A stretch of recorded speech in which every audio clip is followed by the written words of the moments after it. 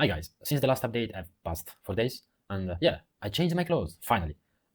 it's, I mean, I could have done it before, but it's okay. So, what I've done this day and the last 2 days, because I was studying even at the sea, see, that's crazy commitment. What I've learned is that it's way better to build my simulation computer, without using the NAND to Tetris software, but by building with the C by simulating everything from scratch. So what I did today was to actually remake every gate I did within the 9 to Tetris simulator, and I actually did it in C, and it was fun.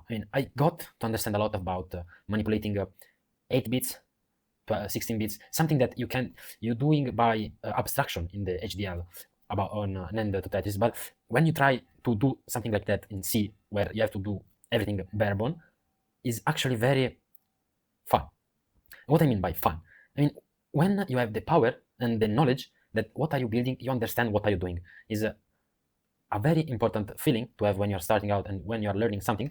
But in the end, I was able to rebuild every elementary gates, every variant, every compounding, complementary, and in the end, I rebuilt the actual ALU. So now I am in a good point where I can start making the memory flip-flop, because they use flip-flop. I don't actually know why, but by using C, I'm able to simulate and see what is happening under the hood. Because when you're using a simulator made by others, even if you're building something from the gates upwards, you cannot see what is actually happening to the bits that you are manipulating. You can see them, but you don't know how they are stored within the simulator, how they are get and used for then being outputted. And yeah, it was incredible.